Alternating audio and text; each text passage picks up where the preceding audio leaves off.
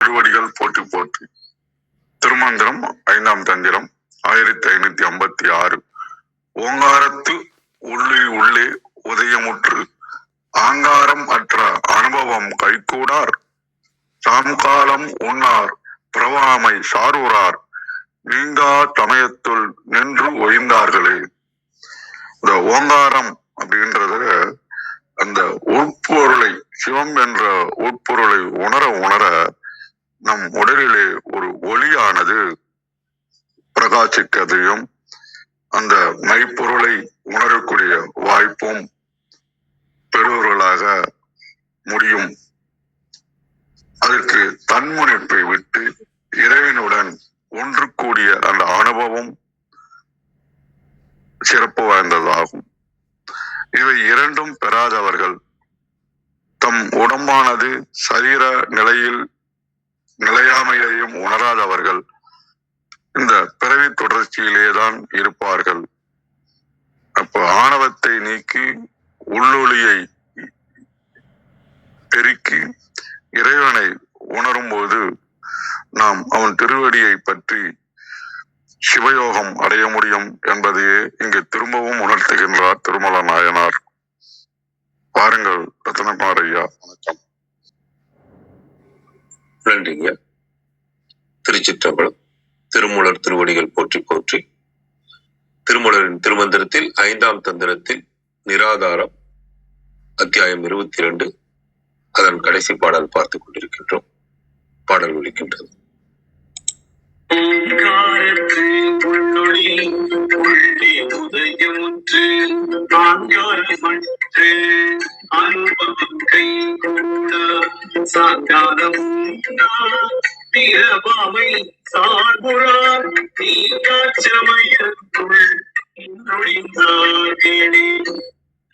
ஓங்காரத்து உள்ளொளிக்கு உள்ளே உதயமுற்று ஆங்கார மற்றும் அமைவது கைகூடார் சாங்காலம் உண்ணார் பிறவாமை சார்வுறார் நீங்கா சமயத்து நின்று ஒளிந்தார்களே.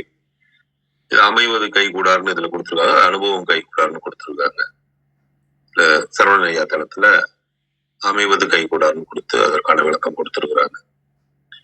பிரணவ மந்திரமான ஓம்காரத்தின் சத்தத்திற்கு உள்ளே இருக்கின்ற ஒளிவடிவான இறைவனே சாதகருக்குள்ளும் ஜோதியாக வெளிப்படுவதை மனதை ஒருமுகப்படுத்தி உணர்வதன் மூலம் அகங்காரத்தை அழித்து இறைவனும் தானும் வேறு வேறு இல்லை எனும் நிலையை பெற்று அடைய முடியாதவர்கள் தாம் இறக்கும் காலம் ஒன்று வரும் என்பதை நினைக்காமல் இருக்கின்றார்கள். ஆதலால் இனி எப்போதும் பிறக்காமல் இருக்கின்ற பெரும் நிலையை சார்ந்திருக்கின்ற வழிமுறைகளில் செல்லாமல் எப்போதும் தாம் கடைபிடிக்கின்ற வழியே சிறந்தது என்று ஓயாமல் தங்களுக்குள் சண்டை போட்டுக் கொண்டிருக்கின்ற சமயங்களின் கொள்கைகளின் வழியில் நின்று இறந்து அழிந்து போகின்றார்கள் அப்படின்னு சரவணையா தளத்துல கொடுத்திருக்கிறாங்க. தேவாரம் டாட்டா பிரணவத்தின் உள்ளே விளங்குவதாகிய ஒளியை அறிவினுள்ளே வெளிப்படுதலால் உண்டாகின்ற அனுபவத்தை அடைய பெறார். இறப்பு என்றாயினும் ஒரு நாள் உலகாலதை நினையார். அதனை நினைந்து மேலும் பிறந்து இறத்தலை ஒளியும் நெறியை பற்றார். வாழா சமயத்தை மற்றும் பற்றி கொண்டு அதன் பயனை பெறாது ஒழிகின்றார்கள் மக்கள். இதன் குறிப்புரையாக சமயத்தில் நிற்பார் மேற்கொள்ள வேண்டிய ஒழுக்கங்களை எதிர்முறை முகத்தான் உணர்த்தி அவற்றையுடையோரே சமயத்தின் பயனை பெறுவர் என கூறியவாறு உறுதலான் என்பதன் திரிபாகிய உற்று என்பது கைகூடார் என்பதன் முதல்நிலையோடு முடிந்தது. இதனால் சமய ஒழுக்கமில்லாத சமயிகள் சமயத்தின் பயனை எய்தாமை கூறப்பட்டது அப்படின்னு கொடுத்துருக்காங்க. இன்னொரு இதுல நம்ம குணசேகரம்.comல இந்த நிராதாரம் இதுல நிராசாரம்னு இதுல கொடுத்துருக்காங்க. முதல்ல நம்ம பார்த்தோம், நிராசாரம்னு கொடுத்து அல்லொழுக்கம் கொடுத்துருக்காங்க. இந்த 7 பாடலுக்கும் உண்டான ஒரு இதை நம்ம இது முடியறதுனால நம்ம ஒரு சிறிய விளக்கம் அதை பார்த்துருவோம். 7 பாடலுக்கும் உண்டான ஒரு விளக்கம். இமயமலையை போல அசையாது நின்ற தேவர்கள் அவர்களது நிலைக்கேற்றபடி 6 சமயங்களை பெற்றனர். அவற்றிற்குரிய சாத்திர நூல்களை ஓதினர். அதனால் சிவனை அறிந்து கொண்டோம் என்று கூறினர். சிவபெருமான் பிழைகளை பொறுத்தருள்வதால் பொறுமையுடன் இருந்து நன்னெறியில் வாழ்வாருடன் கலந்து நின்றார். கொன்றை மலர் மாலையை அணிந்து மிக்க பொலிவுடன் காணப்படும் சிவபெருமானை வணங்கும் மெய்யடியார்கள் இப்பரந்த உலகில் தமக்குத்தாமே ஒப்பாக விளங்குவர். ஏனையோர் பெரும் துன்பப்பட்டு ஏங்கி அழுவர். புன்னெறி சென்று அளவில்லாத துன்பங்களை அனுபவிக்கும் புல்லறிவாளர்கள் சிவனின் பெருமையை உணர்ந்து சிவாய நம என கணித்தால் அவர்களது குற்றங்களை மன்னித்து அவர்களுக்கு அருள் புரிவான். உலக இன்பங்களை நிஜமானவை என்று நம்பி தமது மனம் போன போக்கின்படி வாழ்பவருக்கு அம்மையப்பரின் பெருமைகள் புரியாது. இவர்கள் மீண்டும் மீண்டும் பிறந்து இறப்பர். மெய்யுணர் உள்ளோர் பிறப்பை அறுத்து திருவடி சென்று இன்பமாக இருப்பர். சிவனையே நினைத்துருகும் மெய்யடியார்களின் உடல் அவனருளால் பொன்னிறம் ஆகும். துன்பங்களுக்குள்ளான உடலும் அழியும். மெய்யடியார்கள் விரும்பும் தோற்றத்துடன் அவர்களது இதய தாமரையில் வீற்றிருக்கும் மனோமயமானவன் சிவபெருமான். இதை பலர் நம்புவதில்லை. சிவனை விருப்புடன் தொழுதால் அவன் மகிழ்வுடன் வெளிப்பட்டருள்வான். ஓம்காரத்தின் உள்ளொளியாக இருப்பவன் சிவன். அவன் அருளொளியின் தோற்றமாவான். அவனை நினைத்தால் அகங்காரம் வரும், மெய்யுணர்வு உண்டாகும். அதனால் திருவடி இன்பம் வந்து சேரும். அப்படியே குணசேகரன் கொடுத்துட்டாங்க. கௌரி அம்மா வணக்கம் அம்மா, வாருங்கள். நன்றிங்கய்யா, நிறைய விளக்கங்கள் கொடுத்தீங்க. மிக்க நன்றிங்கய்யா, மிக்க நன்றி. அனைவருக்கும் அனைவருக்கும் அன்பு வணக்கம்.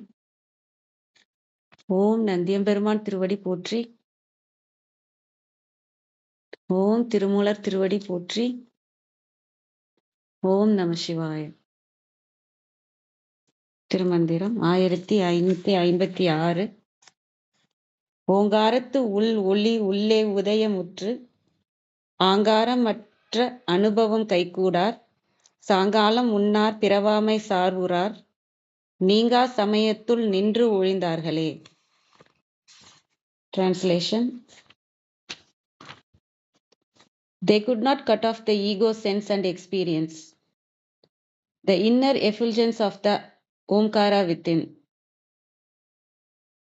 They neither know death is approaching nor they could avoid birth. Alas, they have lost themselves in the contending fates. They have lost themselves in the contending fates. ஓங்காரத்து உள் ஒளி உள்ளே உதயமுற்று. இது நிறைவு பாடலாக வர்றதுனால என்னென்ன அப்படின்னு படிநிலையா சொல்ற மாதிரி பார்க்குறேன் நான். இது வரைக்கும் நம்ம முதல் வரியில தன்னை அறியறது நடக்கணும், அந்த இதை சொல்றதா பார்க்குறேன். ஓங்காரத்துள்ளே அந்த பிரபஞ்சத்தோட ஃப்ரீக்குவன்சிக்கு நம்ம போகும்போது தான் இந்த ஈகோவோட ஃப்ரீக்குவன்சிலேருந்து நம்ம வெளில வரணும்.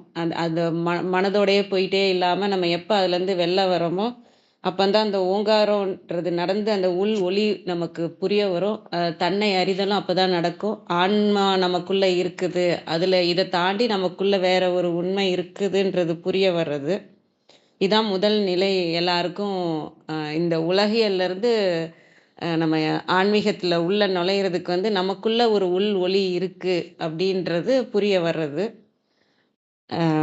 அப்போ ஏதோ ஒரு விஷயம் இருக்கு. இந்த இது பிரத்யாகாரம் நடக்கிற இடம். இது வரைக்கும் நம்ம ப்ராக்டிஸ்லேயே இருந்துருவோம். இந்த இடத்துல அந்த பிரத்யாகாரம் நடக்கும். உள்ள திரும்புகிற விஷயம் எப்படி உள்ள திரும்புவோம்னா, ஏதோ ஒன்று இருக்குன்னு தெரிஞ்சாதான் நம்ம அங்கே திரும்புவோம் இல்லையா? அந்த உள் ஒளி பெருகிறது அந்த ப்ராக்டிஸ் பண்ணிக்கிட்டே வந்த பிராணாயாமா அந்த இதெல்லாம் நம்ம ப்ராக்டிஸ் பண்ணிக்கிட்டே வரும்போது நமக்கு அந்த ஒளி தெரியும் போது தான் நமக்குள்ள வேற ஒரு விஷயம் இருக்கு அப்படின்ற புரிஞ்சு அது ஆன்மான்ற ஒரு நிலை. இல்லைன்னா அதை நம்ம தெய்வங்களாகவும் நம்ம பார்ப்போம், அவங்கவுங்க அனுபவத்துக்கு தகுந்த மாதிரி. ஆக ஏதோ ஒன்று நமக்குள்ள நம்மளை வழி நடத்துது. நம்ம இந்த மனம் இல்லை, இது நான் இல்லை, இங்கே வாழ்ந்துட்டு இருக்கிறது நான் இல்லை, இதை தாண்டி ஒரு விஷயம் நமக்குள்ள இருக்கு அப்படின்னு புரிய வர்றது. ஆங்காரமற்ற அனுபவம் கைகூடார். இங்கே இந்த உலகிலே ஈகோ ட்ராமா தான் எல்லாமே. ஈகோ வச்சு தான் உங்களோட நான் ஈகோன்றது என்னன்னா இது மனமும் உடலும் நான்ன்ற இதுதான் ஈகோ அப்படின்ற எண்ணம் தான். அந்த எண்ணம் அதுதான் உண்மை அப்படின்னு நினச்சிட்டு இந்த இதுக்காக போராடுறது தான் இந்த உலகியலே. இந்த என்னை நான் நல்லா வச்சுக்கணும், நல்லா பார்த்துக்கணும், என்ன நான் நல்லா கவனிச்சுக்கணும், என்னோட குடும்பத்தை நல்லா வச்சுக்கணும், இப்படி என்ன நான் அப்படின்னு தான். அது இல்லாமல் இங்கே இருக்கவே முடியாது. அது ரொம்ப நம்ம கீழ இருக்க அந்த சக்கரத்துல இருக்கும்போது மத்தவங்கள கஷ்டப்படுத்தியாவது என் ஈகோவ நல்லா வச்சுக்கணும்னு நெனைப்போம். மத்தவங்க கஷ்டப்படுத்தி அம் நான் சந்தோஷமா இருந்தா போதும். ஏன்னா, இங்க நான் என் உடம்பும், என் மனசும் நல்லா இருக்கணும். அதுக்கு மத்தவங்கள பத்தி எனக்கு கவலை இல்ல. அப்படிங்கிற நம்ம அந்த சக்கரத்துல இருக்கும்போது அந்த மாரி தான் இருக்கும். நம்ம கொஞ்சம் கொஞ்சமா மேல்நிலைக்கு வரும்போது தான் மத்தவங்களுக்கு துன்பம் குடுக்கக்கூடாது. நாம நல்லா இருந்தா போதும்னு நெனைப்போம். அப்புறம் அந்த மாரி நான் எப்பயுமே அந்த நான் இருக்கும். இப்ப சொன்னாங்க இல்லையா? தேவர்கள் நிலையிலயும் அந்த நான் இருக்கும். ஆனா, அந்த நான் வந்து இருக்கிற வரைக்குமே அது உலகியல் தான். அந்த நானுங்கிறது போகிற வரைக்கும் அது தேவர்களாக இருந்தாலும் சரி, முனிவர்களாக இருந்தாலும் சரி, எவ்ளோ பெரிய ஆளா இருந்தாலும் சரி, அந்த நானுங்கிறது ஈகோ தான். இந்த மனமும், இந்த உடலும் தான் எப்ப நெனச்சுட்டு அந்த இன்பத்திலயோ, கஷ்டத்திலயோ யாரு அதுல இருக்கிறாங்களோ, அது வந்து உலகியல் தான். அந்த ஈகோல இருக்கிற வரைக்கும். ஒவ்வொருத்தருக்கும் ஒவ்வொரு வகையான அம் அவங்கவங்க விதிப்படி, அவங்கவங்க வினைகள் படி, அவங்கவங்களுக்கு டிசைனா வந்து கஷ்டங்கள் இருக்கும். ஒருத்தவங்களுக்கு கைரேகை எப்படி மாறி மாறி இருக்குதோ, அதுமாரி ஒவ்வொருத்தவங்களுக்கும் ஒவ்வொரு ட்ராமா ஓடிக்கிட்டு இருக்கும். ஒவ்வொரு சினிமா ஓடுற மாரி தான். அவங்கவங்க அந்த கேரக்டரா நான் அம்மா கேரக்டரு, நான் இப்படி நடந்துக்கிறேன், இவங்க கஷ்டப்படுத்துறாங்க. இதில கஷ்டமான சினிமாவா இருந்தாலும் சரி, ரொம்ப சந்தோஷமான சினிமாவா உங்க வாழ்க்கையில ஓடிட்டு இருந்தாலும் சரி, அதுவும் எல்லாமே ஒரு சினிமா தான். எல்லாமே ஒரு ட்ராமா தான். அது வந்து நம்ம அனுபவத்துக்காக நம்ம அந்த ஞானம் பெறணும். இந்த உலகியல்லேருந்து அந்த ஞானம் கிடைக்கணும் அப்படிங்கிறதுக்காக நமக்கு குடுக்கப்படுறதா இருக்கலாம். இல்ல அது வெறும் அது ஏன்னா நம்ம எதுவுமே இதில கத்துக்கிட்டு போறதில்ல. நானுன்ற ஒரு விஷயமே இல்ல. இது எல்லாம் ஆன்மாவோட விஷயமாவும், இறைவனோட விஷயமா தான் இருக்கு. இதில நம்ம சும்மா கேரக்டர் அதாவது இந்த வீடியோ கேம்ல ஒரு ஒரு பொம்மை கேரக்டர் உள்ள விளையாண்டுட்டு இருக்கோம் இல்லையா? நம் அத நம்ம தான் விளையாடுவோம். ஆனா உள்ள ஒரு கேரக்டர் ஒண்ணு இருக்கும். ஒரு 4 பேர் இருக்காங்கன்னா, ஒருத்தவங்க சுடுறாங்கன்னா, இன்னொருத்தவங்க இறந்துருவாங்க. அப்புறம் திரும்ப அடுத்த பாயிண்ட்ல திரும்ப அந்த கேரக்டர் வந்துரும். அந்த மாரி ஒரு கேரக்டரா தான் நாம இங்க இருக்கிறோம். இத ஆட்டி வைக்கிறது, திருவிளையாடல் பண்றது எல்லாமே இறைவன் தான். அந்த இது நமக்கு திரும்ப நம்ம இந்த அந்த அந்த கேரக்டர்ல இருந்து நம்ம உணர வைக்கிறது தான் அந்த இடத்துல வரும். அந்த ஆங்காரம்ன்றது போகணும். அந்த ஈகோன்றது போகணும். அ எத் அம் ஏன்னா இந்த ஈகோ வந்து என்டர்டெயின்மென்ட் கேட்டுக்கிட்டே இருக்கும். நான் வந்து அமைதியா அமைதியா இருந்தா அதுக்கு போர் அடிக்கும். அ அடுத்து நான் ஏதாவது செஞ்சுக்கிட்டே இருக்கணும். நான் நான் ரொம்ப சந்தோஷமா இருக்கணும். நான் வந்து நல்லா பண்ணணும். இப்படி எதையாச்சும் ஒண்ணு கேட்டுக்கிட்டே இருக்கும். நம்ம அதுக்கு தகுந்த மாரி வினைகள சேர்த்துக்கிட்டே போயிட்டு இருக்க மாரி இருக்கும். இந்த ஈகோலருந்து நம்ம வெளியில வரணும். அப்படி நம்ம வாழும்போதே இந்த இந்த இது புரிஞ்சு நம்ம வந்து அத வந்து அதுல வந்து நீங்கிட்டோம்னா, அதாவது நம்மளோட கேரக்டர வந்து நம்ம கொல்ற மாரி தான் அது. அது ஈகோ டெத்துன்பாங்க. இந்த ஸ்பிரிச்சுவல் அவேக்கனிங்ன்னு இங்கிலீஷ்ல வந்து இந்த ப்ராசஸ் பேரு ஸ்பிரிச்சுவல் அவேக்கனிங்ன்னு சொல்லுவாங்க. அதுல ஒவ்வொரு ஸ்டேஜ் வரும். ஒவ்வொரு ஸ்டேஜ் வரும்போது ஒரு இடத்துல ஈகோ டெத்துன்றது வரும். அந்த வலி நிறைந்த இதுக்கப்ப நம்ம இதுலேருந்து நான் வெளில போகணும் அப்டின்ட்டு அந்த வெளில போவாங்க. அது மாரி நம்ம ஈகோக்குன்னு ஒரு நம்ம வாழும்போதே நம்ம சாகணும். நம்ம இது இல்ல அப்டின்னு இதுலேருந்து நம்ம வெளில வரணும். அந்த நிலை வந்தா தான் நம்ம இதுலருந்து அந்த ஈகோ டெத் ஆனா தான் நம்ம இதுலருந்து வெளில வர முடியும். சாங்காலம் உண்ணார் பிறவாமை சார்வுறார். அதுதான் இறப்புன்றது இருக்கு. இ இ எ நம்ம சரி நான் இதான் சந்தோஷம், இதான் நிலையானதானா இல்ல. எத்தன வருஷம்ன்றது கூட நமக்கு தெரியாது. நம்ம எவ்வளோ நாள் எவ்வளோ நாள் இங்க இருப்போன்றதும் தெரியாது. இந்த இத்தன கஷ்டப்படுறோமே, இது எத்தன நாளைக்குன்றதும் புரியாது. இந்த உறவுகள் தான் ஆ நம்மளோடது. நம்ம மட்டும் நம்மளோடதுன்னு நெனைக்க மாட்டேன். இந்த உடம்பு, மனது மட்டும் நம்மளோடது இல்ல. இங்க நம்ம பார்க்குற அனைத்து உறவுகளுமே நம்மளோடது தான். அவங்க நல்லா இருக்கணும், இவங்க நல்லா இவங்களுக்கு செய்யணும், அவங்களுக்கு செய்யணும். அது எல்லாமே இந்த ஈகோ பண்ற ட்ராமா தான். ஏன்னா நீங்க நல்லா ஃபீல் பண்ணணும். நான் நான் என்னோட கூட இருக்கவங்க நல்லா இருக்காங்கன்னா தான் நான் நல்லா சந்தோஷமா இருக்க முடியும். ஆனா அந்த உறவுகள்னு பார்த்தீங்கனாலே அங்க எதிர்பார்ப்பு வந்துரும். அது எந்த உறவா இருந்தாலும் சரி. அங்க ஒரு சின்ன எதிர்பார்ப்பாவது இருக்கும். ஒரு அ என்ன சொல்றது? நீ இத குடுத்த, நீ இத செஞ்ச, நீ இத செஞ்ச, நான் இத உனக்கு குடுத்தேன். அந்த மாரி அந்த எதிர்பார்ப்பற்ற அன்புங்கிறது ரொம்ப ரேரா தான் இருக்கும். நம்ம எல்லா இடத்துலயும் அத பார்க்க முடியாது. இப்படிதான் இருக்கணும். என்னோட பிள்ளைங்கன்னா இப்படிதான் இருக்கணும். எல்லாமே வந்து நம்ம எதிர்பார்க்கிற மாரி இல்லன்னா சண்ட தான். நான் எதிர்பார்க்கிற மாரி நீ இருந்தா தான் உன்ன ஏத்துக்க முடியும். நீ உன் இஷ்டத்துக்கு இருந்தேன்னா என்னால ஏத்துக்க முடியாது. இப்படிதான் நம்ம வந்து இந்த உறவுகள் வந்து இன்னும் இன்னும் நம்ம காம்ப்ளிகேட் பண்ணிப்போம். இன்னும் இப்படிதான் இருக்கணும்னு. ஏன்னா என் ஈகோ வந்து நல்லா ஃபீல் பண்ணணும். எல்லாம் என்னை பொறுத்து தான் நம்ம வந்து இங்கே இருக்கிறதையும் நம்ம பார்ப்போம். நம்ம நல்லது செய்கிறதா இருந்தாலும் சரி, கெட்டது செய்கிறதா இருந்தாலும் சரி, எல்லாத்துக்கும் பின்னாடி நிற்கிறது எதுன்னு பார்த்தா ஈகோவாக தான் இருக்கும். அதுமாரி நம்ம சாவு வருன்றதும் நமக்கு அது புரிஞ்சா நம்ம இந்த அளவுக்கு பண்ண மாட்டோம். இது அடுத்த நிமிஷம் இது நிரந்தரம் இல்லை அப்படின்னு தெரிஞ்சா. அதே மாதிரி பிறவாமை சார்வரார். இதிலிருந்து வெளில வரணுன்றது யாருக்கும் தெரியறதில்லை. எல்லாமே அறியாமையில் இருக்கிறதுனால. நீங்கா சமயத்துள் நின்று ஒழிந்தார்களே. இங்க சமயம்ன்றது அந்த ஈகோவை பத்தி ரொம்ப பேசுறது இல்ல. நிறைய சமயங்கள் இருக்கு. அது வந்து உங்கள எப்படி நல்லா வச்சுக்கிறது, தேவர் நிலையை அடையிறது வரைக்கும் பேசிடுறாங்க. சித்திகள் வரைக்கும் பேசிடுறாங்க. எல்லாம் பேசிடுறாங்க. ஆனா, அந்த நானுங்கிறதையே நான் இழக்கணும். அப்படி இந்த பொய்யான நானுங்கிறதே போகணும். அதுக்கும் அப்புறம் அந்த ஆன்மான்ற நானும் போகணும். இந்த 2 ஈகோவுமே இந்த முதல் ஈகோ நம்ம மனம் என்ற ஈகோ தான். அந்த ஈகோ போன பிறகு ஆன்மாவை பிடிச்சிட்டு இருப்போம். ஆன்மா தான் இங்க உண்மை போல் இருக்கு. ஆன்மா சொல்றபடி தான் நம்ம நடக்கிறோம் அப்படி இப்படின்ட்டு.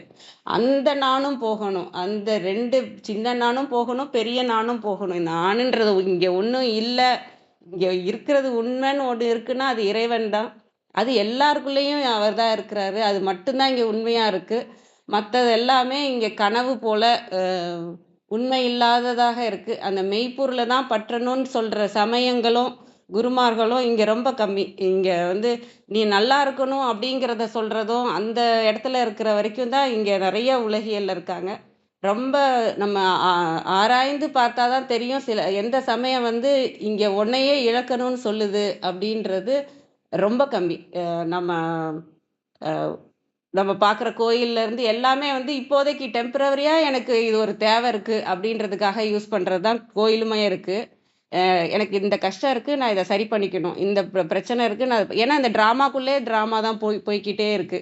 எதுக்கு கோயில், எதுக்கு இந்த பயிற்சி பண்றோம், என்னத்துக்காக இந்த பிறவி எடுத்திருக்கிறோம் இப்படின்றதெல்லாம் ஆராய்ச்சி பண்ணி பார்த்தா இங்க சொல்ற எல்லாரும் சொல்ற இது ஈகோவை அழிக்கணும்னு சொல்ல வரவே இல்லை. நிறைய இடத்துல நம்ம நானுன்றது போய் அந்த உண்மையை பிடிக்கணுங்கிறது வந்து திரும்ப திரும்ப அதை சொல்றாங்க. ஆனா இன்னும் உலகியல்ல அந்த எல்லாருக்கும் அது போய் சேரலை. எல்லாருக்கும் இன்னும் ஏன்னா அந்த இடத்துல தான் இருக்காங்க. இன்னைக்கு நான் சம்பாரிச்சு வேலைக்கு ஓடி என் பிள்ளைய காப்பாற்றணும் அந்த இடத்துல இருக்கிறவங்களால இதை யோசிக்க முடியறது இல்லை. அவ்வளோ அறியாமை வந்து நம்மளை அறியாமையில தான் மக்கள் இருக்கிறதுனால அது யாரையும் குறையும் சொல்ல முடியாது இங்க. அது இறைவனோட விருப்பமும் அதுதான். ஏன்னா அவங்க அந்த பாடத்தை கத்துக்கணும், அந்த அனுபவத்தை கத்துக்கணும். அந்த இது முடிஞ்சு அந்த வினைகள் எல்லாம் தீர்ந்த பிறகுதான் உங்களுக்கு இதெல்லாம் வரணும்னு இருக்கு. அது இறைவனோட இதுதான். இதுல நம்ம சொல்றதுக்கு ஒண்ணுமே இல்லை. ஆனா நமக்கு திருமந்திரம் கிடைச்சிருக்கிற அளவுக்கு நமக்கு வந்திருக்கிறோம்னா இது இது இந்த பாதையில தான் நம்ம சொல்றாரு இறைவன் அப்படிங்கிறது நமக்கு புரிய வர்றதுனால நம்ம ஈகோன்றத எடுக்கணும்னா நம்ம இந்த உலகியல்ல ரொம்ப இன்ட்ரெஸ்ட் காமிச்சு ஒவ்வொரு விஷயத்தையும் பெருசாக்கி அத ஒவ்வொரு மனிதர்களையும் பெருசா அவங்களோட ப்ளஸ்ஸையோ நெகட்டிவையோ பெருசா பார்க்காம அவங்களுக்குள்ள இருக்கிற இறைவனை பார்க்க கத்துக்கணும். அந்த மாதிரி நம்ம போகும்போது இந்த சமயத்துல மாட்ட மாட்டோம். இவங்க சொல்றாங்க அவங்க சொல்றாங்கன்றத மாட்ட மாட்டோம். நமக்குள்ள இருக்கிற இறைவனை தான் பற்றி கொள்ளணுன்ற தெளிவு வரும். நமக்குள்ளதான் எல்லாமே இருக்கு, நமக்குள்ளதான் இறைவன் இருக்காருன்னு ஏன்னா இப்போ இப்போ ஒரு விஷயம் நம்ம கத்துக்கிறோம்னாலே அதுக்கு ப்ராக்டிஸ் வேணும். இப்போ ஒரு சைக்கிள் ஓட்ட கத்துக்கணும்னாலே நம்ம திரும்ப திரும்ப ஓட்டி ஓட்டி பார்க்கணும். நாம என்ன பண்றோம், இந்த சமயம் என்ன சொன்னதுன்னா நீ ஓட்டி ஓட்டி பார்க்கறதுலே அந்த ப்ராக்டிஸ்லேயே வச்சிருந்தே தவிர அதுல இருந்து கிடைக்கிற ஞானம்ன்றது வந்து இல்லை, வெறும் படிப்பாக இருக்கு. இல்ல நான் பெரிய ஆளா ஆகணுங்கிறதுலே இருக்கு, சித்திகள்லே இருக்கு. தேவர் நிலையை அடையணுங்கிறதுல தான் இருக்கு. அந்த தேவர் நிலையிலயும் ஈகோ இருக்குது. அதுவுமே முழுமை பெறல, அதுவும் இறைவனை அடையல அப்படிங்கிறதும் புரிஞ்சு நம்ம இதை விட்டு வெளில வரணும். அதுக்கான ப்ராக்டிஸ்ல நம்ம இருக்கணும். அதுக்குதான் மாதவம் அருந்தவம் அப்படி இப்படின்னு தான் இந்த இதில் சொல்லிட்டு வந்தாங்க. ஏன்னா அதுக்கான ப்ராக்டிஸ் என்ன, அந்த மனம் ஈகோவும் இல்லாம இறைவனையே பற்றி கொண்டு இருக்கிற ப்ராக்டிஸ் தான் நம்ம பண்ண வேண்டியிருக்கு. இங்கே நம்ம எவ்வளோ தூரம் திரும்ப திரும்ப பண்றோமோ அது எப்படி மெமரியிலே ஸ்டோர் பண்ணிட்டு இப்போ நம்ம சைக்கிள் எடுத்தாலே ஓட்ட முடியும். கார் ஓட்ட ஓட்ட பழக பழக அது வந்து நமக்கு அது மசில் மெமரியாவே ஸ்டோர் ஆயிடும் இல்லையா? அது மாரி நமக்குள்ள அதுவாவே நம்ம ஆகணும்னா, அந்த அளவுக்கு நம்ம தவம் புரியணும். ஆனா அதிலிருந்து வர புரிதல்ங்கிறது ஒரு செகண்ட் புரிதல் தான். இந்த அஷ்டாங்க யோகா சொல்றோம் இல்லையா? ஒவ்வொரு பிராணாயாமா சொல்றாங்க, யோகா சொல்றாங்க, தியானம், தவம், சமாதி இப்படி எத்தன வந்தாலும் நமக்கு நடக்கிற அந்த ஒரே ஒரு செகண்ட் புரிதல் தான். ஆனா இதுக்கான பிராக்டிஸ் நம்ம பண்ணிக்கிட்டே அந்த இறைவன நமக்குள்ள இருக்கிற இறைவன பற்றிக்கொண்டே வரும்போது தான் இந்த ஈகோன்றது நம்மள விட்டு போகும். அதையும் தாண்டி அந்த பெரிய ஈகோவா இருக்கிற அந்த ஆன்மா, நான் ஆன்மா அப்படி எனக்குள்ள ஒரு இப்போ நான் முருகர்ன்னு சொல்றேன்னா, அந்த முருகன்ற அந்த மாயையும் போகணும். இந்த ஃபர்ஸ்ட்டு கௌரின்ற மாயை போணும். அதுக்கப்புறம் என்னோட ஆன்மா நான் முருகர், விநாயகர் இந்த இந்த இத பற்றி கொண்டு இருக்கிறேன் இல்லையா? இதையும் இதையும் விட்டுட்டு, அந்த உண்மையாக இருக்கிற அந்த மெய்ப்பொருள வந்து எல்லாருமே போய் சேரணும். ஒவ்வொரு மாயையா தாண்டி வரணும். அந்த மாயை இல்லன்னா நம்ம அடுத்த மாயைக்கு போக முடியாது. இந்த மாயை இருந்து இந்த மாயையிலேருந்து அடுத்த மாயை, சுத்த மாயை, அசுத்த மாயைன்னு சொல்றாங்க இல்லையா? அது மாரி ஒவ்வொரு மாயையா தாண்டி நம்ம இறைவன போய் சேர்றதுக்கான அ அந்த பாதையில நம்ம போயிட்டு இருக்கிறதுனால, அதுக்கான இதுல முயற்சிகள் இருக்கணும். இங்க மனிதர்கள பத்தி ரொம்ப அ கவலைப்பட தேவையில்ல. எல்லாருமே அறியாமையில தான் இருக்கோம். எல்லாருமே அந்த மனதோட பிடியில தான் இருக்கோம். அப்படிங்கிறப்ப யாரையுமே இங்க ஒண்ணும் சொல்றதுக்கே இல்ல. அவங்க மனம் எப்படி ஆட்டி படைக்குதோ, அதுக்கு தகுந்த மாரி எல்லாருமே நடந்துக்கிறாங்க. அதிலேயே கவனத்த வைக்காம, நம்ம கவனம் எங்க போடணும்? இது மாயைன்னு தெரிஞ்சிருச்சு. இதுக்கு காரணம் அவங்க இல்ல. இங்க யார் எப்படி நடந்துக்கிறாங்களோ, அது அவங்க ந ம் அவங்க விழிப்புணர்வா செய்ற விஷயங்கள் இல்ல. அது அறியாமையில கடவுள் வச்சு அவங்களுக்கு ஏதோ பாடத்த கத்துக் குடுக்குறாங்க. அதுதான் நமக்கும் இப்ப கத்துக் குடுக்குறாங்க. நமக்கும் ஒரு பாடத்த கத்துக் குடுத்துட்டு இருக்காங்க. இப்ப இந்த பள்ளிக்கு நம்ம வந்துகிட்டு இருக்கோம். இதுக்கான படிப்பையும் நம்ம படிச்சுட்டு இருக்கோம். அப்ப அத அனுபவத்துக்கும், செயலுக்கும் நம்ம கொண்டு போகணும். நம்ம கேட்டோம், அடுத்து திரும்ப உலகியலே போய் மாட்றோம்னா, அ அதுல ஒண்ணும் யூஸ் பெருசா இருக்காது. நம்ம வெறும் படிப்பாவே இருந்தா அது இதா இருக்காது. நம்மளோட பயிற்சிகளும், நம்மளுடைய எண்ணங்களும், ஆம் எல்லாமே உள்ளுக்குள்ள திரும்பணும். அ இந்த வெளியில இருக்கிறது மாயைன்னு தெரிஞ்ச பிறகும் திரும்பவும் நம்ம இதிலயே போகக்கூடாது. அதுக்கான இதுல நம்மளோட அ நேரத்தையும், முயற்சியையும் நம்ம அதிலயும் போட்டு இறைவன அடையணுங்கிறது தான் அதுக்கான நிறைவு பாடலா இருக்கிறதுனால, இது எனக்கு தோன்றது நன்றியா தான் தோணுது. அழகேச ஐயாவுக்கும் சரி, ரத்னகுமார் ஐயாக்கு, அ கிருத்திகா அம்மாக்கு எல்லாருக்குமே இங்க நன்றி தான். இங்க வந்து கேட்கிறவங்களுக்கும் நன்றி. எல்லாருமே அத நோக்கி போறப்ப, நீங்க எல்லாரும் வரீங்க, எல்லாரும் கூட இருக்கீங்க அப்படிங்கிறப்ப, இன்னும் இன்னும் அதெல்லாம் ஊக்கம் குடுக்குது. நம்ம போயிட முடியும், நம்ம கூட எல்லாரும் இருக்கிறாங்க. நம்ம அந்த ஒரு நம்பிக்கை, ஊக்கம் இதெல்லாம் உங்கள்ட்ட இருந்து தான் வந்துட்டுருக்கு. அத நம்ம எல்லாரும் சேர்ந்து அத நம்ம அடையணும். ஏன்னா தெரிஞ்சும் இப்ப தெரியாம இருக்கிறாங்க, அறியாமையில இருக்கிறாங்கன்னா பரவால்ல. நம்ம தெரிஞ்சும் அந்த தப்ப பண்ணாம நம்ம வந்து அதுக்கான முயற்சிகள் ஏன்னா அந்த காலத்துலலாம் இதுக்காக பல வருடங்கள் போயி தியானத்துல இருந்தவங்க, குருக்கிட்டே போய் அங்கேயே இருந்தாங்க. இந்த இந்த உலகியலே விட்டுட்டு போய் தான் இருந்தாங்க. நம்மலாம் ஒர்க் ஃப்ரம் ஹோம் மாரி பண்ணிட்டு இருக்கோம். இங்க வீட்ல இருந்தே நாங்க படிக்கிறோம். நாங்க எங்கேயும் போகல. நாங்க வேலைக்கே போகல. நாங்க வீட்ல இருந்தே நாங்க எல்லாத்தையும் கத்துக்கிறோம். அப்படின்னு நம்ம சொல்றோம். அந்த அளவுக்கு இறைவன் நமக்கு இறங்கி வந்திருக்கிறாரு. நாம யாரையும் விட்டுட்டு, குடும்பத்த விட்டுட்டு காட்டுல போயி 5 வருஷம் தவம் ஆனா பொதுவா இதுல என்ன சொல்லுவாங்கன்னா, 12 வருஷம் இதுக்காக உழைக்கணும்னு சொல்லுவாங்க. இந்த இது நமக்கு புரிய வந்துருச்சுன்னா, 12 வருஷம் இதுக்கான தவம், தியானம் பண்ணா நம்மள இதுல அடையலான்பாங்க. நம்ம அப்படிலாம் போய் எங்கேயுமே போய் கஷ்டப்பட தேவையில்ல. அழகேசனையா நமக்காக இந்த தளத்த உருவாக்கி குடுத்துட்டாரு. நீங்க வொர்க் ஃப்ரம் ஹோம் பண்ணலாம். நீங்க வீட்ல இருந்தே படிச்சுக்கலாம் அப்படின்னு சொல்ட்டாங்க. அப்படி அந்த அளவுக்கு நமக்கு வசதி குடுத்துருக்குறாங்க. இறைவன் அருளால இதெல்லாம் நடந்துட்டு இருக்குன்னா, எவ்வளவு கருணை அங்கருந்து நமக்கு வந்துகிட்டே இருக்கு. நம்மள கொண்டு போகணுன்ற அக்கறை இறைவனுக்கு எவ்வளோ இருக்கு. அப்படி இருக்கும்போதும் நம்ம அலட்சியமா இருக்கக்கூடாது அப்படிங்கிறது, இதெல்லாம் நான் எனக்குள்ள பேசிக்கிறத நான் உங்கள்ட்ட சொல்றேன். இது யாருக்கும் அம் அறிவுரையாவோ, இல்ல வந்து எனக்கு எல்லாம் தெரியுன்றதோ இல்ல. இப்ப இந்த பாடல பார்க்கும்போது எனக்கு என்னலாம் தோணுதோ, பேசணும் எனக்கு என்னையே என்ட்ட என்ன சொல்லிக்கணும்னு நெனைக்கிறேனோ, அத வந்து நான் உங்கள்ட்டோட பகிர்ந்துக்கிறேன். இதுல தவறுகளும் இருக்கலாம். உங்களுக்கு எடுத்துக்க முடியாத விஷயங்களும் இருக்கலாம். அந்த மாரியும் நெறைய விஷயங்கள் இருக்கலாம். நான் இது என்னோட அனுபவம், என்னோட புரிதல் தான். ஆனா உங்களோட அனுபவம், உங்களோட இறைவன், உங்களோட இதுதான் நீங்க பார்க்கணும். உனக்கு இந்த மாரி அனுபவம்லாம் இருக்கா? நீ இதெல்லாம் உனக்கு தோணுதா? அதோட அதோட தான் இது. உங்களோட இதில் படி நீங்களும் உங்களுக்கான பயிற்சிகளை பண்ணி இந்த அறியாமைன்னு தெரிஞ்சிருச்சு. அப்போ உண்மையை நோக்கின பயணம் நல்லபடியா இருக்கும்போது இந்த இந்த பள்ளியில படிக்கிற எல்லாருமே அதை நோக்கி போய் போவோம். அந்த இறைவன் அருள் ரொம்பவே இருக்குன்றதையும் உணர்றேன். அனைவருக்கும் நன்றி. வாங்க சீட்டா, மன்னிக்கணும்.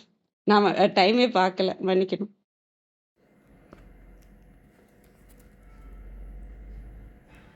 நன்றிம்மா, நன்றி கௌரி.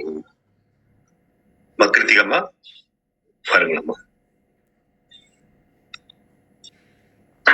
டயம் ஆயிடுச்சு ரத்னம்மா. 56 நிமிஷம், 56 ஆயிடுச்சு. இன்னும் 4 நிமிஷம் தான் இருக்கு. நம்ம டைமுக்கு முடிக்கிறதும் ரொம்ப முக்கியம். கௌரிமா பாடலை ஒட்டி, பாடலை தாண்டி நிறைய விஷயங்கள் நம்ம கூட பகிர்ந்திருக்காங்க. ஐ திங்க் அதோட நம்ம நிறைவு செய்யலாம். இல்லம்மா, நீங்க உங்களோட பார்வை அது இன்னும் தெளிவை கொடுக்கும். முடியாதவங்க, அவசரமா இருக்கிறவங்க கிளம்பிக்கலாம். உங்களுக்கு முடிஞ்சதுன்னா பண்ணிடுங்கம்மா, ப்ளீஸ். நன்றி. கௌரிமா, நம்ம கொஞ்சம் டைமுக்கு முடிக்கிறது முக்கியமா இருக்கு. எல்லாருக்குமே அப்படி விட்டுற முடியாது. அடுத்தாப்புல விந்தியாமா வேற இருக்காங்க. அதனால நம்ம பார்க்கலாம். கௌரிமா தான் நிறைய பேசியாச்சுல்ல, கரெக்டா இருக்கும். நான் ஒண்ணு மாத்திரம் சொல்லிக்கிறேன். இந்த பாடல்ல ஒரு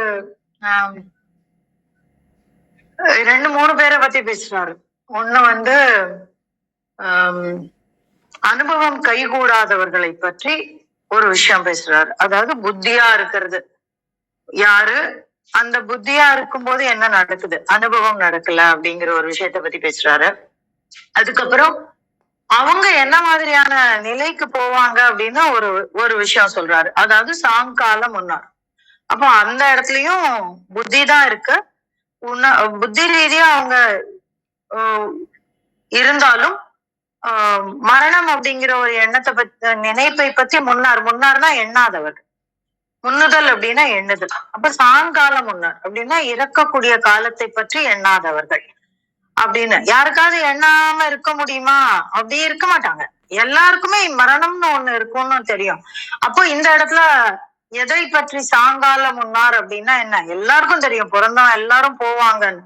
அப்போ இந்த இடத்துல சாங்கால முன்னார் அப்படின்னா என்ன அர்த்தம் அப்படின்னா, மரணத்திற்கு முன் இந்த பிறவி எடுத்ததின் நோக்கத்தை முன்னாடுவது.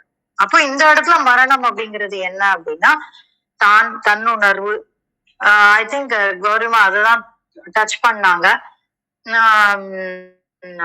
அந்த மாதிரி அவங்க சாங்கால முன்னார். அப்புறம் அப்படி இருந்துட்டாங்கன்னா பிறவாமை சார்வுறார் அப்படின்னா சார்ந்து இருக்காதவர்கள். எதை சார்ந்து இருக்காதவர்கள்? பிறவாமையை சார்ந்து இருக்காதவர்கள். அப்போ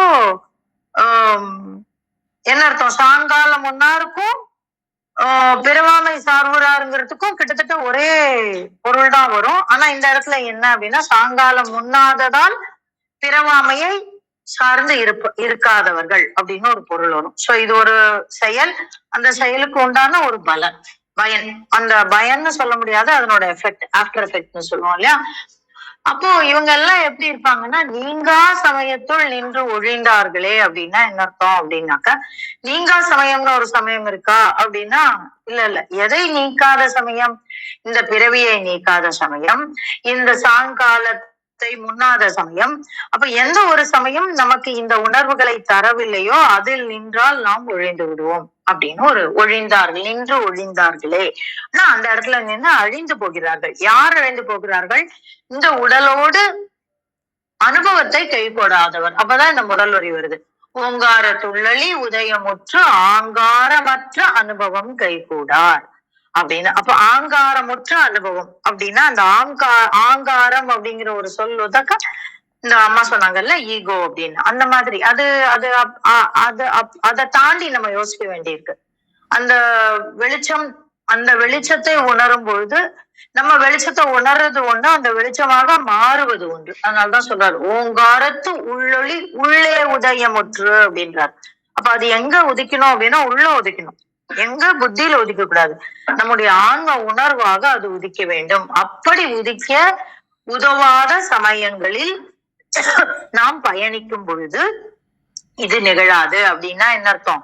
அப்படி உதவுவதற்கு இருக்கக்கூடிய வழிகளை நாம் பின்பற்ற வேண்டும். சமயம்ங்கிறதே பின்பற்றக்கூடிய ஒரு கோட்பாடு தானே நம்ம பார்த்திருக்கோம். அப்ப அது பண்ணணும் அப்படின்னு சொல்றாரு. ரொம்ப அற்புதமான மந்திரம். அதை இன்னும் நிறைய இதுக்குள்ள இந்த சாங்காலம்ங்கிறதுக்குள்ள நிறைய விஷயங்கள் இருக்கு. அத மாதிரி இந்த உள்ளொளி உள்ளே உதயமுற்று அப்படின்னு சொல்லும்போது அதுல ஒரு ஆழமான பல அடுக்குகள் இருக்கு. அப்புறம் பிறவாமை சார்வுறார் அப்படிங்கும்போது அந்த பிறவாமைங்கிறத நம்ம இப்போ ஒரு தமிழ்லங்கிறதுனால தட்டையா வெறும்னு பிறக்காதவர்கள் அப்படின்னு நம்ம போயிடுறோம். ஆனா அப்படி வராது. அது அந்த பிறவாமைக்கு ஒரு ஒரு எனக்கு இந்த நிமிஷத்துல ஒரு 4 உணர்வு வருது. அப்ப அந்த மாதிரி நிறைய விஷயங்கள் ஆழமான மந்திரம் இது. அது இன்னும் ஆழமா நமக்கு புரியணும் அப்படின்னு நம்ம பிரார்த்தனை பண்ணிக்கலாம். ரொம்ப அற்புதமான மந்திரம். மீண்டும் மீண்டும் படிச்சு வாசிச்சு பாருங்க. அதுல இருக்கக்கூடிய பல விஷயங்கள் நமக்கு புரியும். இது ஒரு விஷயம். 2வது, நான் நாளையில இருந்து ஒரு 10 நாள் நான் டிராவல்ல இருப்பேன். I am going to Calcutta. அங்க கல்கட்டால இருந்து காசி போறேன். காசி முடிச்சுட்டு தான் I will be back. So நான் அந்த 31ஆம் தேதி வரைக்கும் நான் டிராவல்ல தான் இருப்பேன். முடியும் போது நான் ஜாயின் பண்ணிக்கிறேன். ஜாயின் பண்ணும்போது பேசக்கூடிய சந்தர்ப்பம் இருந்தால் நான் கண்டிப்பா உள்ள வருவேன், பேசுவேன். அப்படி இல்லைன்னா நான் லிஸ்னிங்ல இருக்கேன். இந்த சபைக்கு அதை நான் தெரிவிச்சுக்கிறேன். திருமூலர் என்ன நினைச்சிருக்கிறாரோ அதை நிகழ்த்துவார். அதுதான் நிஜம். நன்றி நண்பர்களே. நன்றிம்மா, அருமைம்மா, மிக்க நன்றி. வாங்க விந்தியாம்மா. வணக்கம் அம்மா. அனைவருக்கும் வணக்கம். ஓம் சிவசக்தி போற்றி, ஓம் திருமுலரே போற்றி. 1556வது திருமந்திரம். ஓங்காரத்து உள்ஒளி காணும் அனுபவம். திருமந்திரம். ஓங்காரத்து உள்ஒளி உள்ளே உதயமுற்று ஆங்காரமற்ற அனுபவம் கைகூடார். சாங்காலம் உண்ணார் பிறவாமை சார்வுறார் நீங்கா சமயத்து நின்று ஒளிந்தார்களே. ஓம்காரம் என்னும் பிரணவ பொருளாக ஆன்மாக்களின் உள்ளத்து உள்ளே ஒளி வடிவாக தோன்றி எழுகின்ற பரம்பொருளை ஆணவம் செருக்கை ஆங்காரத்தை விட்டொழித்த நிலையில் காண்கின்ற பரிபக்குவம் கைவரப் பெறாதவர்கள் தாங்கள் ஒரு நாள் இறக்க நேரிடும், மரணம் வரும் என்பதை நினைத்து பார்க்க மாட்டார்கள்.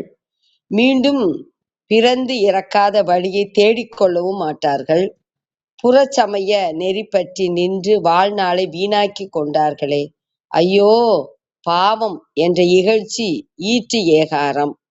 உதயம் தோன்றுதல், ஆங்காரம் செருக்கு, அனுபவம் பரிபக்குவம், கைகூடல் சித்தியாதல், சாங்காலம் சாகும் காலம், உண்ணுதல் நினைத்தல்,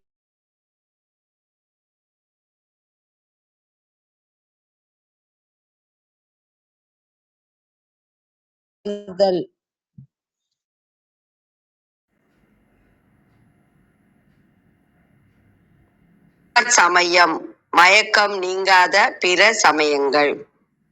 கழக வெளியீட்டில் ஓங்காரத்தில் உள்ளொளி வண்ணமாக இருப்பவன் சிவன். அவன் அருளின் தோற்றம் அங்கே உண்டாக ஆங்காரம் அறவே சிவனடி இன்ப நுகர்வு கைகூடும். நிலைமை கைகூடாதவர் தங்களுக்கு இறப்பு உண்டென எண்ணார். எனவே பிறவாமையை சார்வுறார். இத்தகையோர் பிறப்பு இறப்பினை தரும் புறச்சமய நெறியில் உழல்வர். நுகர்வு துய்ப்பு, அழுந்தி அறிதல் அனுபவம், நீங்கா சமயம் மயக்கம் நீங்காத பிரம்ம சமயம். அனைவருக்கும் நன்றி, வணக்கம். சிவசிவ.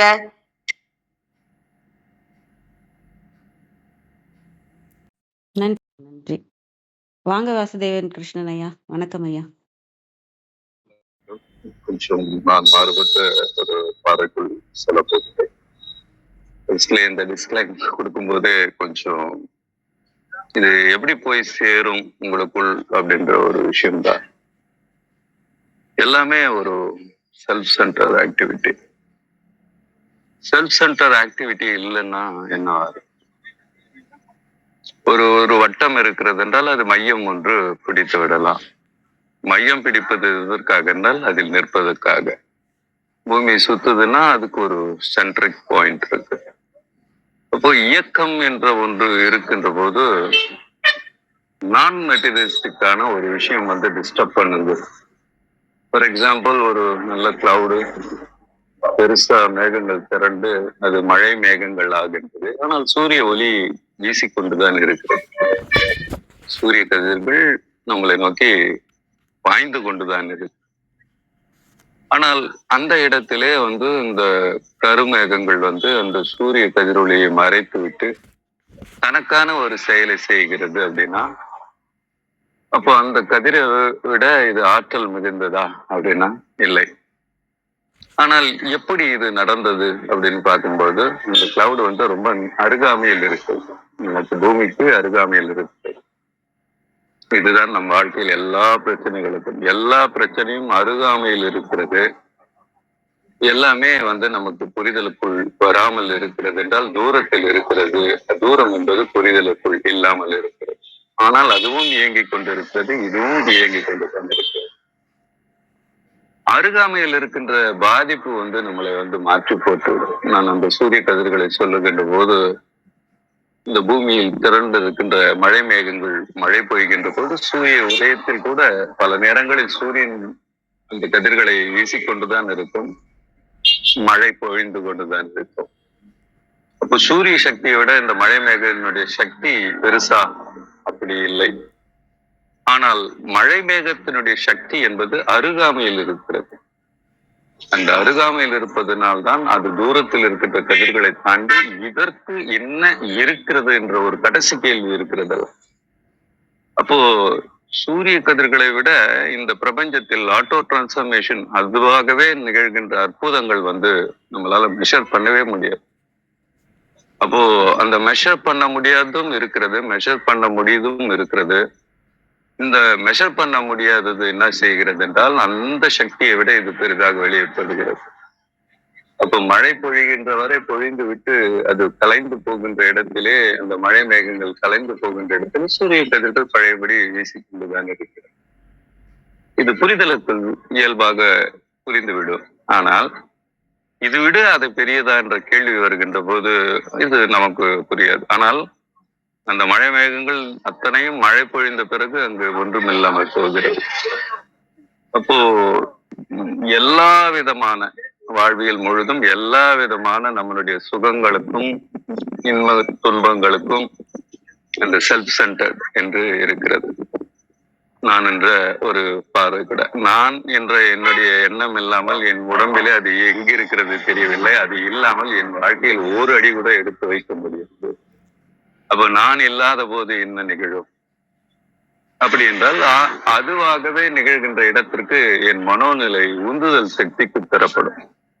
ஒரு தியானம் அப்படின்றால் முதலில் அழிய வேண்டியது என்னவென்றால் நான் என்பது அழியாது. ஆனால் அழிந்து விட்டால் முதலில் என்ன போகும் என்றால் நேரம் அற்று போகும். நேரம் போனது தெரியாது. பிடித்த விஷயத்தை, பிடித்த செயலை, பிடித்த விஷயத்தை பேசுகின்ற போதும் நமக்குள் இது வந்து அழிந்து போனால்தான் கேட்க முடியும். நான் வைத்துக்கொண்டு நான் ஒன்றை கேட்கிறேன் என்றால் என் மனதுக்குள் என்னை பற்றின இல்ல அந்த பொருளை பற்றின அபிப்பிராயங்கள் வந்து நமக்கு ஏதுவாகவும் இருக்காது. அது நமக்கு புரிந்தாலும் நமக்கு மற்றும் ஒரு கருத்து வருகிறது, இதை விட இது சார்ந்தது, இது பெரியது என்ற எண்ணம் வந்துவிடும். இப்போ கம்ப்ளீட்டா எல்லாமே வாழ்வியல் புரிதல் என்னவாக இருக்க முடியும் என்றால், இந்த பாடலுக்கு முழுமையாக என்னுடைய பார்வை அதை சார்ந்துதான் இருக்கிறது என்று நான் நம்புகிறேன். அப்போ நானற்ற போது என்ன இருக்கும்? எந்த விதமான எக்ஸ்பெக்டேஷன் எனக்கு இருக்காது. ஒரு புகழ்ச்சியும் என்னை பாதிக்காது, ஒரு இகழ்ச்சியும் என்னை பாதிக்காது. அப்போ இதுல என்ன இருக்கிறது ஆழமாக? புகழ்ச்சியும் என்னை பாதிக்கவில்லை, இகழ்ச்சியும் என்னை பாதிக்கவில்லை என்றால் எதற்கு நான் இருக்கிறேன் அப்படின்னா, நான் ஒட்டுமொத்த இந்த ஆற்றலை வந்து என்னை புகழ்கின்ற போது பெறுகின்ற ஆற்றலும் என்னை இகழ்கின்ற போது ஏற்படுகின்ற ஆற்றலும் வீண் என்கின்ற ஒரு பார்வை வருகிறது. சோ இந்த மனோநிலை ஒருவருக்கு வரும் என்றால் ஆன்மீகம் அடுத்த கட்டத்திற்கு அதுவாகவே நகரும். நான் சொன்னேன் இல்லைங்களா, ஆக்கம் அதர்வென செல்லும் ஊக்கம் உடையான் நுழை. ஊக்கம் மட்டும் இருந்தால் போதும். தொடர்ந்து ஒன்றை பற்றின பார்வை சிந்தித்துக் கொண்டே இருக்கின்ற போது, அதை சார்ந்து நாம் பேசிக்கொண்டே இருக்கின்ற போது அதுவாகவே மாற்றத்தை நமக்குள் கொண்டு வந்து கொடுத்து கொண்டே இருக்கும். அது தெரியாது. எப்படி பார்த்தாலும் இந்த வாழ்நாள் முழுதும் நமக்காக இருக்கின்ற குறைஞ்சபட்ச வாழ்க்கையில் தொடர்ந்து ஒன்றில் பயணிக்கின்ற ஆற்றல் என்பது கண்ணுக்கு தெரியாத ஆற்றல். அது இறை பரம்பொருளோடு நமக்கு ஒத்த ஆற்றல். ஆற்றலின் பல வகை இருந்தாலும் மிக பெரிய அளவில் பாதிக்கின்ற ஆற்றல் இன்பம் துன்பம். ஃபர்ஸ்ட் இது ரெண்டு தான் வந்து நிற்கும். ரெண்டு வந்து நிக்குதுன்னாவே ஒண்ணு நமக்கு தெரியணும், பிரச்சனை தான். ஒன்று மட்டும் இருந்தால் பிரச்சனை இல்லை.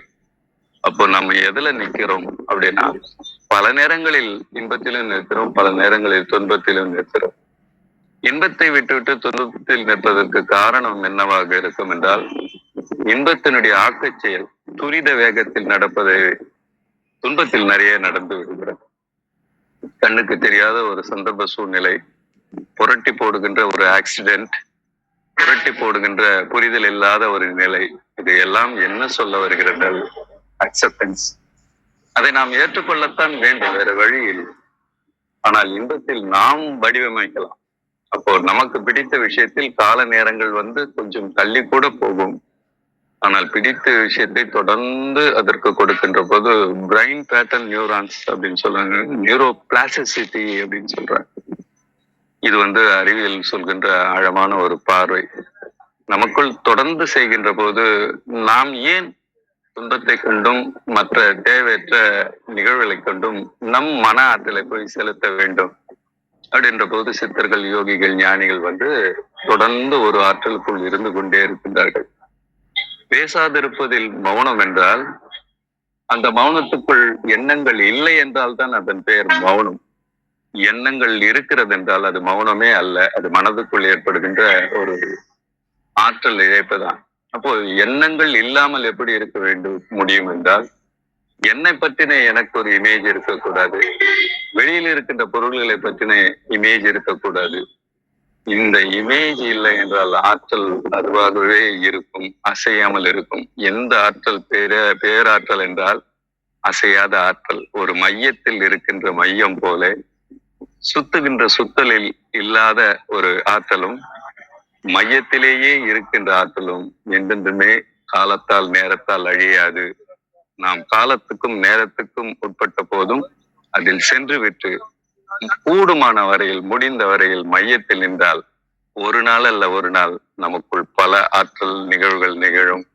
வாழ்க்கையை புரட்டி போடும் புரிதல் உச்சமானது. நன்றி, வணக்கம். நன்றிங்க, மிக்க நன்றி. நல்ல பார்வை, மிக்க நன்றி. வேளாண் ஐயா, மிக்க நன்றிங்கய்யா. அதை பத்தின விளக்கம் கொடுத்தாலும் நல்லா இருக்கும். உங்களுக்கு நேரம் இருக்கப்ப சொல்லலாம். நீங்க தகவல் கொடுத்ததுக்கும் மிக்க நன்றி. நிறைவு செஞ்சுக்கலாம்னு நினைக்கிறோம் நேரம் கருதி. யாருக்கும் ஏதாவது சொல்லணுங்களா?